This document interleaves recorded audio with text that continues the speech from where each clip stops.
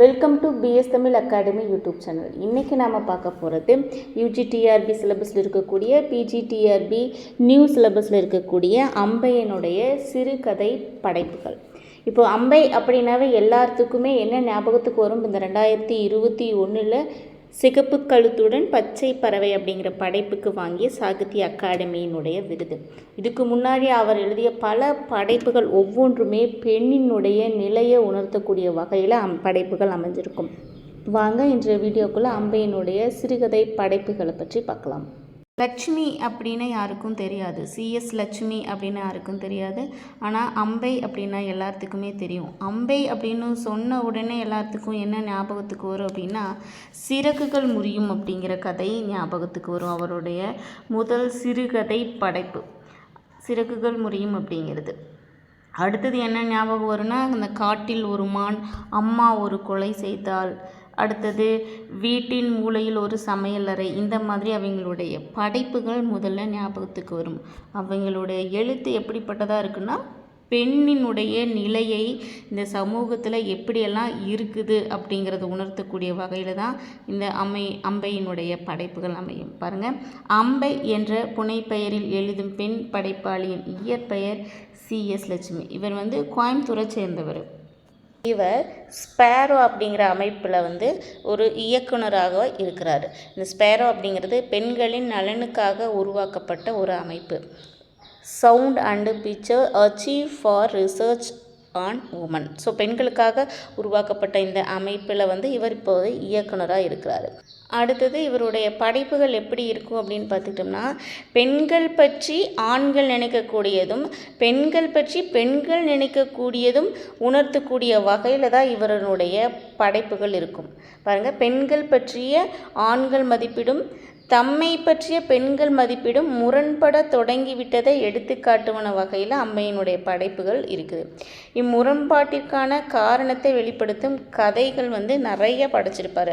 அப்படி பார்த்துக்கிட்டோம் அப்படின்னா, சிறகுகள் முறியும், அப்புறம் அம்மா ஒரு கொலை செய்தாள், இந்த கதைகளெல்லாம் படிக்கிற பொழுது ஒரு பெண் எப்படிப்பட்டவளாக இருக்கா அப்படிங்கிறத சொல்லுவாங்க. சிறுகதைகள் தொகுப்பு பார்க்குற பொழுது அந்த கதைகளையும் கொஞ்சம் பார்க்கலாம்.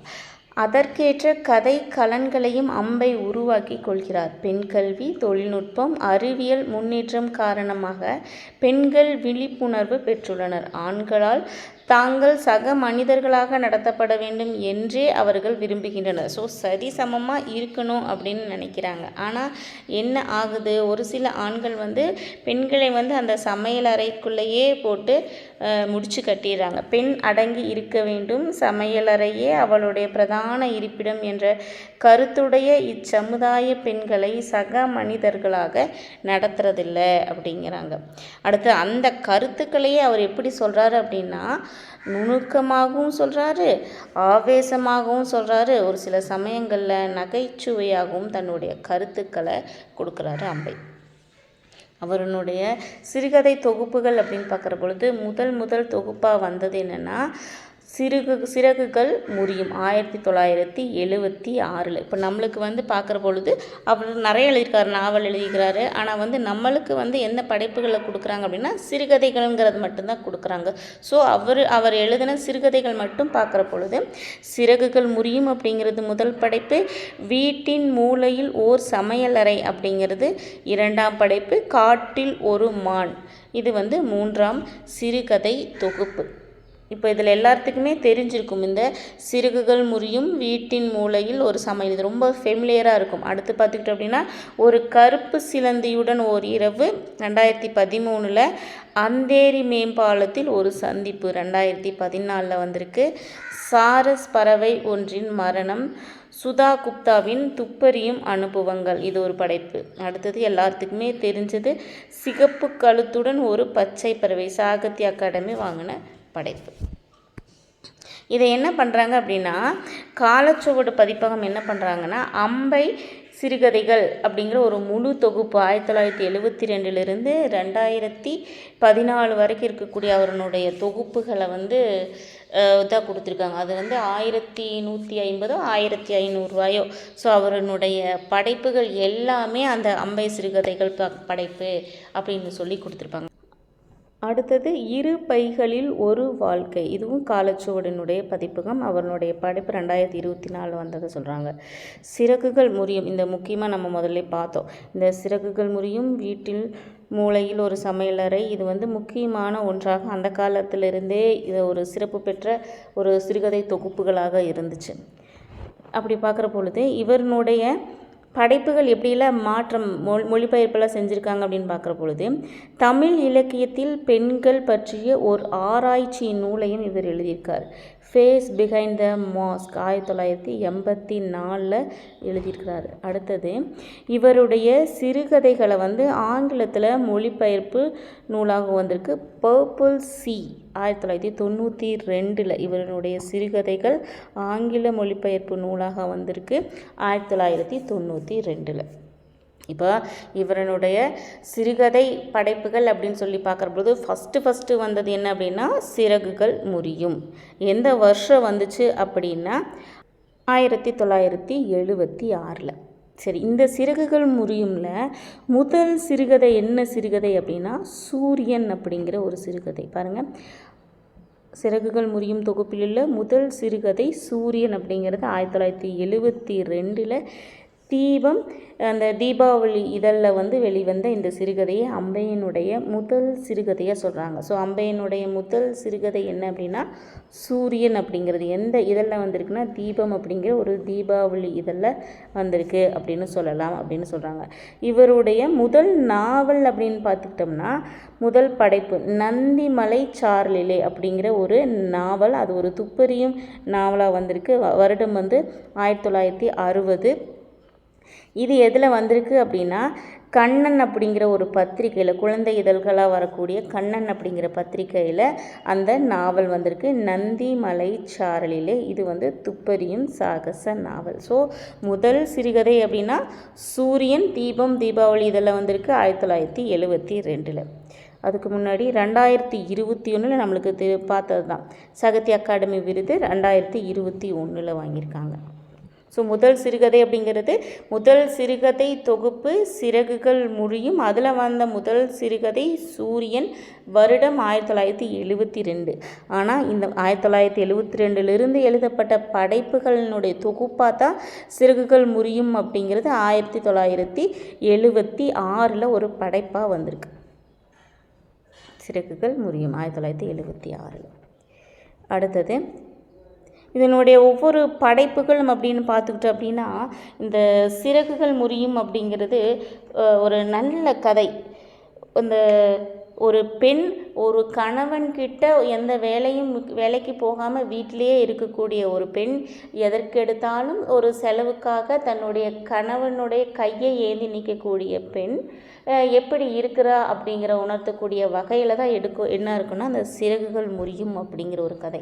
இந்த கதையில் வந்து சாயாவினுடைய கதாபாத்திரம் நல்ல ஒரு உணர்வை அப்போவே 1976 சொல்லிட்டாங்க. அந்த உணர்வு வந்து இன்னுமே பல இடங்களில் இருக்குது அப்படிங்கிற மாதிரி இருக்கும். என்ன அப்படின்னா அந்த சாயா பாஸ்கரன், அவங்க கணவர் பெயர் பாஸ்கரன், ஒரு பையன் பேர் சேகரன், இந்த மாதிரி இருப்பாங்க. இதுக்கு நல்லா சமைப்பா, எல்லாமே நல்லா செய்வா. அப்போ ஒரு நாள் வந்து அந்த கணவன்கிட்ட போய் கேட்குறான், நான் சமைக்கிறது நல்லா இருக்கா அப்படின்னு சொல்லி கேட்குற போது, நீ நல்லா சமைக்கிற, ஆனால் வந்து அதிகமாக செலவு பண்ணுற, ஆனால் நல்லா இருக்குது அப்படின்னு சொல்கிறாங்க. இப்போ நம்ம இவ்வளோ ஆசையாக செஞ்சுமே வந்து செலவு பண்ணுறோம் அப்படிங்கிறத வந்து கணவன் சொல்கிறானே அப்படின்னு சொல்லி நினைப்பான். அடுத்தது ஒரு நாள் வந்து சேலம் போகும் பொழுது எனக்கு மாம்பழம் பிடிக்கும், வாங்கிட்டு வாங்க அப்படின்னு சொல்கிற பொழுது ஆசையாக காத்துட்ருப்பா. அப்போ பார்க்குற பொழுது என்ன அப்படின்னா மாம்பழம் வாங்கிட்டு வர மாட்டான். ஏன்னு கேட்டால் என்னமோ ரொம்ப விலை அதிகம் அப்படின்னு சொல்லுவாள். அப்போ ஒவ்வொரு இடத்துலையுமே அந்த பெண்ணினுடைய ஆசை என்ன ஆகுது அப்படின்னா அடக்கப்படுது. ஒரு ஒரு ஒரு ஒரு இடத்துல ஒரு பெண் கூட பேசிகிட்டு இருப்பாங்க தண்ணி பிடிக்கிற இடத்துல. அப்போ நீங்கள் எதுக்குமே ஆசைப்பட மாட்டீங்களா அப்படின்னு சொல்லி கேட்குற பொழுது அப்படித்தானே இருந்தாகணும் அப்படின்னு அந்த இடத்துல அந்த பெண் சொல்லக்கூடியது ரொம்ப ஒரு உணர்வு நிலை எப்படிப்பட்ட இதாக இருக்குது அப்படிங்கிற மாதிரி கொண்டு போவாங்க. அப்போ ஒரு நாள் வந்து பையன் வந்து சொல்லுவான், யாரோ ஒரு பையன் வந்து ஒரு ஃப்ரெண்டு வந்து சைக்கிள் வாங்கிட்டான் அப்படின்னு சொல்கிற பொழுது உனக்கு வேணுமாடா அப்படின்னு சொல்லி கேட்குற போது வேண்டாம், அது விலை அதிகம் அப்படின்னு அந்த பையன் வாயிலிருந்து அந்த சொல் வரும் பொழுது இன்னுமே அவளுடைய மனசில் வந்து போய்கிட்டே இருக்கும். ஸோ இந்த கதையை சொன்னால் இன்னும் கதை வந்து போய்கிட்டே இருக்கும். கடைசியில் வந்து அந்த பெண் வந்து ஒரு தன்னுடைய கையில் தனக்குன்னு ஒரு நம்மளால் சம்பாதிக்க முடியலையே அப்படிங்கிற ஒரு எண்ணத்துக்குரிய உணர்த்த வகையில் ஒவ்வொன்றுக்குமே ஒரு சட்டம் போடணும்னு ஒரு சட்டம்னே அந்த கதையை முடிச்சிருப்பாங்க. அந்த சிறகுகள் முறியும் அப்படிங்கிற ஒரு கதை. சரி, அடுத்தது இந்த இதை பார்த்துடலாம்.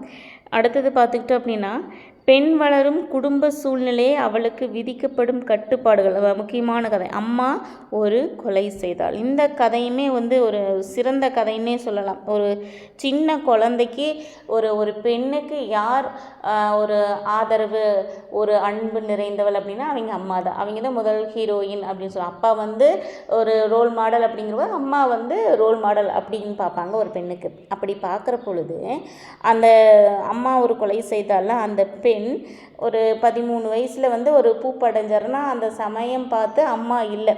எப்பொழுதுமே அம்மா வந்து தன்னை தட்டி கொடுத்து கொஞ்சி பேசிகிட்டு இருக்கக்கூடிய அம்மா அந்த சமயம் பார்த்து அம்மா வெளியூர் போயிட்டா. தங்கச்சியினுடைய பெண் பார்க்கும் படலத்துக்காக போயிருப்பாள். ஒரு 6 நாள் கழித்து அந்த பெண் வீட்டுக்கு வருவாள். அப்போ அவள் சொல்லுவாள், எல்லாரும் ஒரு மாதிரி பேசுகிறாங்க, ஆனால் இது எல்லாத்தையும் நான் அம்மாட்ட சொல்லணும் அப்படின்னு நினச்சிட்டு இருப்பாள். நம்ம சொன்னால் அம்மா வந்து ஒன்றுமில்லை, ஒரு ஒரு என்ன சொல்கிறது, தட்டி கொடுத்து சமாதானப்படுத்தி உட்கார வைப்பா அப்படின்னு எவ்வளவோ ஒரு கனவோட அம்மாவுக்கு வருகைக்காக அந்த பெண்ணு காத்துட்ருப்பாள். ஆனால் அம்மா வந்த உடனே அந்த தங்கச்சியினுடைய பெண் பார்க்க பருவத்தில் வந்து அந்த பெண் பார்க்கும் படலத்தில் என்ன சொல்லிட்டு போயிடுவான் அப்படின்னா, இந்த பெண்ணு கருப்பாக இருக்கா அப்படின்னு சொல்லி ராதுவா அந்த தங்கச்சி பேர் அதில் வந்து கருப்பாக இருக்கிறா அப்படின்ட்டு போயிடுவாங்க. அந்தனுடைய வருத்தத்தில் இருக்கிற பொழுது இங்கே வந்து பார்த்துட்ருப்பா. இவன் வந்து இப்படி இவ சின்ன பொண்ணு உட்காண்ட்ருக்கிற போது சொல்லுவாள், அவள் மனசு நோகிற மாதிரி சொல்லிடுவாள். அம்மா வந்து அரவணைச்சு சொல்லுவான்னு காத்துட்ருக்கிற பொழுது இந்த அளவுக்கு என்ன இவ்வளோ அவசரம், என்னமோ ஒரு மாதிரி சொல்லுவாள். அந்த சொல்கிறதுக்கே மனசு கஷ்டமாக இருக்குது. அந்த மாதிரி அந்த காலத்தில் இருந்திருக்காங்க அப்படிங்கிற ஒரு உணர்வை அந்த இடத்துல அவர் வந்து எழுப்பியிருப்பாங்க அந்த அம்பை. அப்போ வந்து அவளுடைய கனவு எல்லாமே, கட்டி வச்ச கனவு யோசனை எல்லாமே என்னாகும், சுக்கு நூறாக போயிடும். அப்படியே வருத்தத்தில் அம்மாவே என்னை வந்து இப்படி சொல்லிட்டாளே அப்படிங்கிற ஒரு வருத்தம் அந்த பெண்ணுக்கு வந்துடும். அதான் அந்த அம்மா கொலை செய்தாள் அப்படிங்கிற ஒரு கதை. அந்த பேரே அவ்வளோ ஒரு இதாக சொல்லியிருக்காங்க. இது வந்து சிறகுகள் முறியும்ல இருக்குது. அடுத்தது மனநோயால் துன்புறும் ஒருவனுடைய வாழ்க்கை. இதுவுமே ஒரு சிறந்த கதை. அறைக்குள் இருந்தவன். இது என்ன கதை அப்படின்னா, இதுவும் இன்னும் ஒரு வறுமையாக இருக்கக்கூடிய ஒரு பெண்ணை வந்து மனநோயாளிக்கு கல்யாணம் பண்ணி வச்சிருவாங்க. அப்போ அவள் என்ன பண்ணுவாள், மனநோயாளியாக இருந்தாலுமே என்ன பண்ணுவாள், அவளுக்கு தேவையானதை எல்லாமே செய்வாங்க. அவனுடைய அம்மாவோ அண்ணனோ செய்யாதது எல்லாமே என்ன பண்ணுவா அப்படின்னா இவள் ஒரு மனைவியாக இருந்து செய்வாள். அதனால தான் என்ன சொல்லுவாங்க, அறைக்குள் இருந்தவன் அப்படிங்கிற இந்த கதையை கொடுத்துருப்பாங்க. அடுத்தது பார்த்துக்கிட்டோம்னா, சுற்றுப்புற சூழலின் தூய்மையை பொருட்படுத்தாத நிலையை மக்களிடையே இருப்பதை திக்கு சிறுகதையில் சொல்லியிருப்பாங்க. அந்த திக்கு சிறுகதையுமே ஒரு சிறந்த படைப்பு. அடுத்தது பார்த்துக்கிட்டோம்னா மிலேச்சன். அந்த மிலேச்சனில் சாம்புவினுடைய கதாபாத்திரம் சிறப்பாக இருந்திருக்கும். அடுத்தது மிருத்யுன்னு பார்த்துக்கிட்டோம்னா ஒரு அப்பா மகள், அம்மா அப்பா மகள் அப்படின்னு சொல்லி பார்க்குற பொழுது ஒரு மகள் தன்னுடைய அப்பாவை பற்றி நினச்சிட்டு வர மாதிரி ஒரு அந்த கதையை அமைஞ்சிருக்கும். இன்னும் நிறையா சிறுகதைகள், அம்பையனுடைய சிறுகதைகள் நிறையா சொல்லலாம். கருப்பு குதிரை சருக்கம், காட்டில் ஒரு மான். நம்ம அந்த காட்டில் ஒரு மான் அப்படிங்கிற ஒரு அந்த கதையை வந்து அந்த பெண்ணியம் திறனாய்வு அணுகுமுறையில் கூட அந்த கதையினுடைய இதை சொல்லியிருப்போம். அந்த ஒரு பெண் ஒரு பூப்பு அடையலை அப்படின்னா அந்த சமூகத்தில் எப்படி நினைக்கிறாங்க, செயல்படுத்துகிறாங்க அப்படிங்கிற ஒரு உணர்வை ஒரு காட்டக்கூடிய வகையில் தான் அந்த காட்டில் ஒரு மான் அப்படிங்கிற ஒரு கதை இருக்கும். நிறைய கதைகள், அவனுடைய கதைகள் நிறைய சொல்லிகிட்டே போகலாம். அடுத்தது அந்த வீட்டின் மூலையில் ஒரு சமையலறை. அந்த கதை படைப்புகளுமே நல்லா இருக்கும். அடுத்தது இந்த காட்டில் மான், அந்த சிகப்பு கழுத்துடன் ஒரு பச்சை பறவை, அந்த கதையுமே ஒரு சிறந்த கதையாக இருக்கும். அந்த கதை பற்றி கூட நம்ம அந்த பெண்ணியம் திறனாய்வில் பார்த்துருப்போம். ஒரு அம்மா அப்பா அந்த காது கேளாமல் இருக்கக்கூடிய திறனை அந்த சமுதாயத்தில் எப்படி எடுத்துக்கிறாங்க அப்படிங்கிறதும், அதே சமயத்தில் ஒரு குழந்தை இல்லாதவர்கள் ஒரு குழந்தையை தத்தெடுக்கக்கூடிய உணர்வையும் மேம்படுத்தக்கூடிய வகையில் வகையில் அந்த படைப்புகள் அமைஞ்சிருக்கும். ஸோ இந்த மாதிரி ஒவ்வொரு படைப்புமே ஒரு சிறப்பாக இருந்திருக்கும். இப்போ பார்த்துக்கிட்டோம் அப்படின்னா அம்பை அப்படிங்கிறது சிஎஸ் லட்சுமி அப்படின்னு பார்த்துக்கிட்டோம், ஸ்பேரோ அமைப்பில் இருக்கிறத பார்த்தோம். அடுத்தது அவருடைய சிறுகதைகள் எப்படிப்பட்டதாக இருக்கும் அப்படின்னா தன்னுடைய கருத்தை நுணுக்கமாகவும் சொல்லுவார், நகைச்சுவையாகவும் சொல்லுவாங்க. ஒரு பெண்ணினுடைய நிலையை எப்படி இருக்குது அப்படிங்கிறத சொல்லுவாங்க. சிறுகதை தொகுப்புகள் அப்படின்னு பார்த்துக்கிற போது வீட்டின் மூலையில் ஒரு சமையலறை, காட்டில் ஒரு மான், இந்த மாதிரி நிறையா படைப்புகள் பார்த்துருக்கோம். அடுத்தது அந்த கதைகள் என்னும் ஃபஸ்ட்டு சிறுகதை அப்படின்னு சொல்லி பார்க்குற போது சூரியன் பார்த்தோம், 1972 பார்த்தோம். அடுத்தது அவர்களுடைய முதல் நாவல் அப்படின்னு சொல்லி பார்க்குற பொழுது 1980 வந்த அந்த நந்திமலை சாரலில். அப்புறம் ஒரு முக்கியமான பாயிண்ட்டு, இவர் முதல் அத்தியாயம் அப்படிங்கிற ஒரு சிறுகதையை திரைப்படமாக தயாரிச்சிருக்காங்க. இப்போது அம்பையனுடைய சிறுகதை ஒரு படமாக வந்துச்சு அப்படின்னு எதுன்னு கேட்டால் முதல் அத்தியாயம். இப்போது ஜெயகாந்தன் அப்படின்னு சொல்லி பார்க்குற போது சில நேரங்களில் சில மனிதர்கள் இந்த மாதிரி பார்க்குற பொழுது இவரினுடைய சிறுகதை எது படமாக வந்திருக்கு அப்படின்னு பார்த்துக்கிட்டோம்னா முதல் அத்தியாயம் அது திரைப்படமாக வந்திருக்கு அப்படின்னு சொல்கிறாங்க. அடுத்தது தமிழ், ஆங்கிலம், இந்தி மற்றும் கன்னடத்தில் புலமை பெற்றவராக இருந்திருக்காரு. அதே சமயத்தில் இவர் தங்கராஜ் எங்கே அப்படிங்கிற ஒரு சிறுவர் திரைப்படத்திற்கும் இவர் வசனம் எழுதியிருக்கிறாரு. ஸோ இவருடைய சிறுகதை திரைப்படமாக ஆனது முதல் அத்தியாயம். இவர் நிறைய ஆவணப்படங்களுக்கு உரை எழுதியிருப்பார். ஸோ இப்போது அம்பையனுடைய படைப்புகள், சிறுகதைகள் என்ன அப்படிங்கிறது உங்களுக்கு தெரிஞ்சிருக்கும். அவர்களுடைய சிறுகதை படைப்புகள் பற்றியும் உங்களுடைய மனசில் பதிஞ்சிருக்குன்னு நினைக்கிறேன். இந்த வீடியோ உங்களுக்கு பிடிச்சிருந்ததுன்னா லைக் பண்ணுங்கள், சப்ஸ்கிரைப் பண்ணிக்கோங்க. தேங்க்யூ.